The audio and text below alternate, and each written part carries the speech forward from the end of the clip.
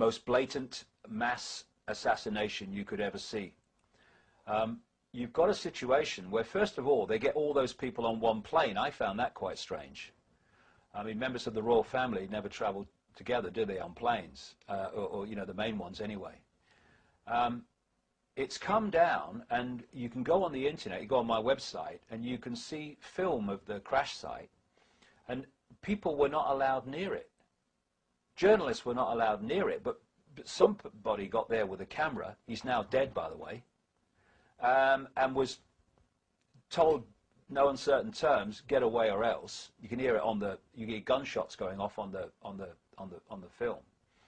And there are no bodies, and there are no luggage, and it didn't actually crash from a great height, so you know it's pretty much intact.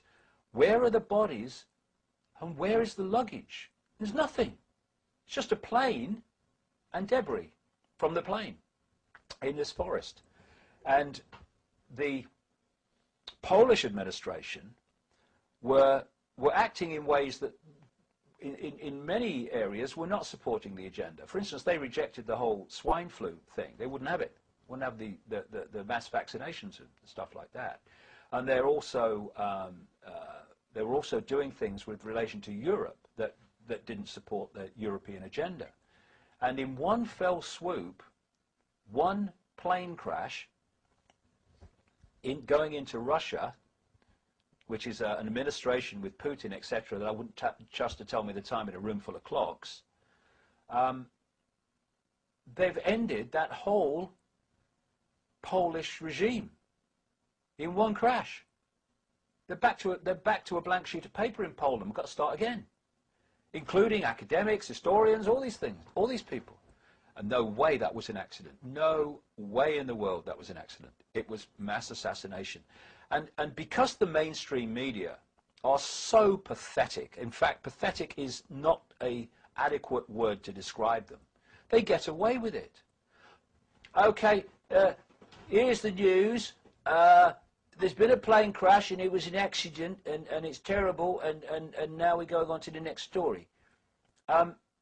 What translated they're saying night after night, hour after hour is, here is the news.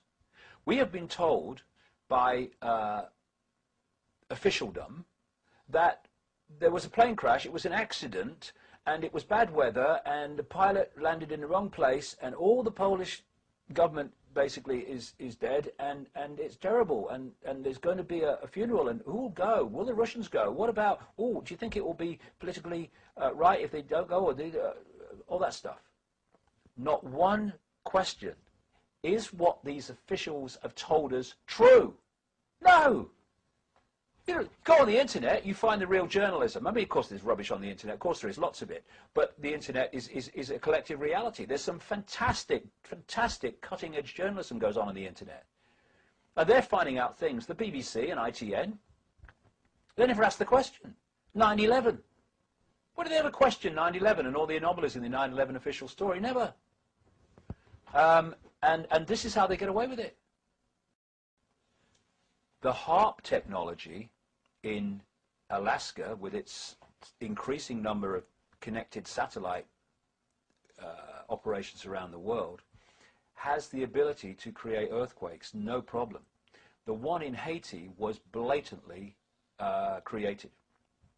When you do the background to that story, first of all, you find that in recent years, the last decade and more, they have started to find major supplies of oil in that region, around Cuba and around Haiti. The president, before the present one, I think his name was Astride, he actually wrote a detailed document, a book I think it was, detailing the resources becoming available to Haiti that were coming to light. Surprise, surprise, suddenly there's a kind of a coup and he's kicked out and banned from going back to Haiti, his own country, by the Americans. Bill Clinton a total 100% frontman, drug runner, by the way. It's all in my books, along with the Bush family. They were working together in places like Arkansas. Suddenly gets appointed by the United Nations UN envoy to Haiti. What? Bill Clinton's been appointed UN envoy to Haiti? Why? Why Clinton? Why? What? And then this massive earthquake goes off. And as was pointed out many times in the immediate aftermath, vast numbers of American troops pour into Haiti immediately, not with supplies, but to take over the main airports and take over the country. And aid organizations were complaining they couldn't get into Haiti with the aid because the American military had controlled the main airports and were not allowing them in. This is why there was this great lag time when these people in terrible trouble were getting no help. Because the idea was not to give help to the Haiti people. They couldn't give a damn. It was to use the earthquake, which they knew was coming, the inner core did anyway, to completely control the country. Now they've now taken over the country. They've just had a meeting in America with Bill Clinton. Why Bill Clinton? Oh, because he's the UN envoy, isn't he, to Haiti? And his wife, Hillary Clinton, cover story on the arm, they're not a couple at all, never were. And the present president of Haiti, who was in on the meeting, and all the details are on my website, and he's basically sitting there, yes sir, no sir. The Americans have taken over Haiti. What else have they taken over? All the resources of Haiti. And this Haiti support help package that they discussed means that corporate America comes in and takes over Haiti and tells people where they're going to work and all the rest of it and how Haiti's going to be. They've taken the place over. It was a coup by earthquake.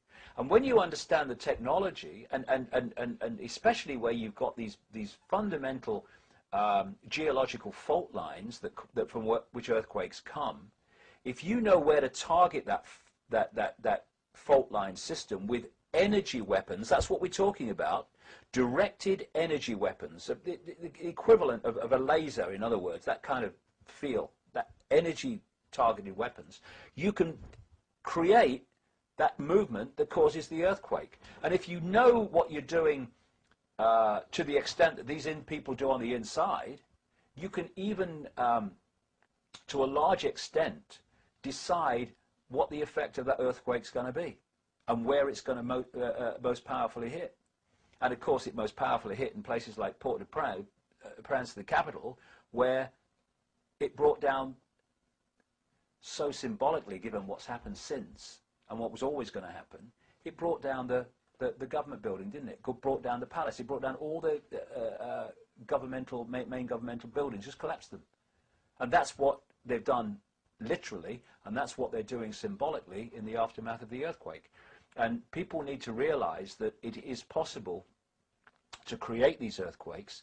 It's possible to create tsunamis in the same way by creating earthquakes under the ocean. And it's possible to create, by energy-directed weaponry of the kind that they're dealing with, that they never tell us about, it's possible to create volcanoes too, especially ones that are close to being active.